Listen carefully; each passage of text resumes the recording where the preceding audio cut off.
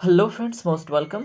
आज हम बात करेंगे बिहार की राज्य व्यवस्था के ऊपर। ये आपके हर एक स्तर के एग्ज़ाम में जो बिहार से रिलेटेड है उसमें आपको यह नॉलेज हेल्प करेगा। ठीक है, तो क्विकली हम इस सेशन को देखेंगे और टाइम का नुकसान किए बगैर चलिए इस सेशन को स्टार्ट करते हैं। तो आप सबसे पहले देखिए, राज्य का जो स्थापना दिवस है बिहार का वो किस डेट को मनाया जाता है?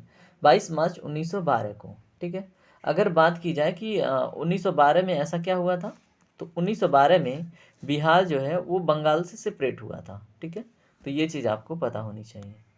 तो राज्य का स्थापना दिवस 22 मार्च 1912। उसके बाद क्या है, बिहार का पहला विभाजन की बात की जाए तो 1936 में हुआ। कब? 1936। कहाँ से?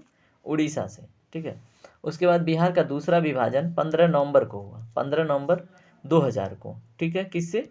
झारखंड से। ठीक है, देखिए झारखंड में मिनरल्स बहुत अधिक है ना, और बिहार जब अलग हो गया तो झारखंड तो मिनरल रिच स्टेट है। अब इससे क्या है, जो राज्य मतलब बिहार को जो लाभ मिलनी थी वो लाभ मिली नहीं। ठीक है, इन मिनरल्स का। ठीक है, तो इससे कहीं ना कहीं बिहार का नुकसान हुआ। तो ये मतलब कहीं पॉइंट लिखने को आए तो ये चीज़ आप ऐड कर सकते हैं।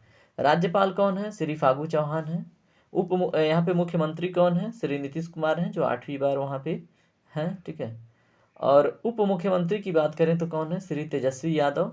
विधान की बात करें यहाँ तो जो विधानमंडल का स्वरूप है वो कैसा है? द्विसदनीय है। ठीक है, आप द्विसदनीय विधानमंडल का या फिर विधानसभा का क्या तात्पर्य है, अगर आपको ना पता हो तो फिर आप जान लीजिए। जैसे मान लीजिए कोई स्टेट है, ठीक है, अगर इसके वहाँ विधान परिषद है ना, जिसको हम बोलते हैं क्या? लेजिस्लेटिव काउंसिल, और विधानसभा यानी कि लेजिस्लेटिव असेंबली है ना। तो विधान परिषद को मैं क्या ही लिख रहा हूँ, एक मिनट। अगर मैं इसको विधान परिषद तो इसको विधानसभा। ठीक है, तो ये हो गया क्या? कोई भी स्टेट हो गया ये एक तरह से द्विसदनीय व्यवस्था वाला। ठीक है, तो ऐसे कितने स्टेट हैं भारत में? अगर ये क्वेश्चन आपसे बने तो आपको पता होना चाहिए। अगर हम बात करें इसके बारे में तो कौन कौन है? उत्तर प्रदेश है, बिहार है।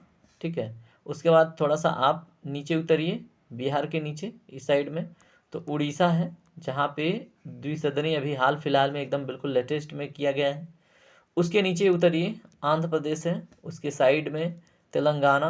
उसके बाद आपका आता है क्या? कर्नाटक और महाराष्ट्र। ठीक है, तो ये जितने स्टेट आपने देखे यहाँ पे क्या है? द्विसदनीय विधानमंडल है। ठीक है, यूपी, बिहार, उड़ीसा, आंध्र प्रदेश, तेलंगाना, महाराष्ट्र और कर्नाटक। ठीक है, तो ये भी याद रखिएगा, एग्जाम में पूछता है तो ये चीज़ पता होनी चाहिए। चलिए आगे देखते हैं। अगर हम बिहार के विधान परिषद में देखें सीटों की संख्या तो 75 है। विधानसभा में सीटों की संख्या देखें तो 243 है। लोकसभा सीटों की संख्या 40 है और राज्यसभा सीटों की संख्या 16 है। ठीक है, तो ये सारे पॉइंट्स आपके दिमाग में होने चाहिए जिससे आपके क्वेश्चन छूटे ना। उसके बाद उच्च न्यायालय का जो मतलब उच्च न्यायालय कहाँ पे है, ऐसा क्वेश्चन बनता है बिहार का, तो पटना में है, याद रखिएगा। मुख्य न्यायाधीश अभी कौन है? संजय करोल जी हैं। राजभाषा यहाँ की हिंदी भी है और उर्दू भी है। ठीक है, दोनों यहाँ की राज्य भाषाएँ हैं। ठीक है, उसके बाद बात करें कि अधिकतम यहाँ पे कौन सा मतलब क्षेत्रीय भाषा यूज किया जाता है, वो है मैथिली। ठीक है, अगर यहाँ प्रमंडल की बात की जाए तो प्रमंडल है 9।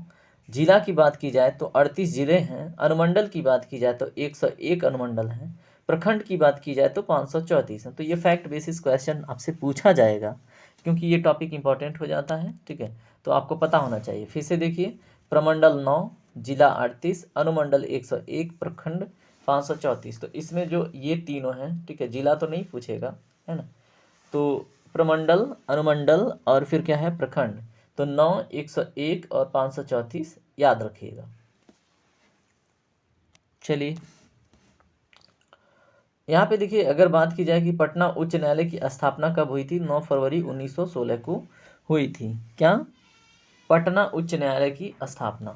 ठीक है, चलिए आज इतना ही छोटा सा सेशन था। अगर सेशन आपको पसंद आए तो फीडबैक ज़रूर दीजिएगा, है ना। सेशन को लाइक से सब्सक्राइब तब कीजिएगा जब आपको कुछ भी आपको एटलीस्ट थोड़ा सा भी सीखने को मिला तो। ठीक है, चलिए धन्यवाद दोस्तों, टेक केयर, राधे राधे, आपका दिन शुभ हो।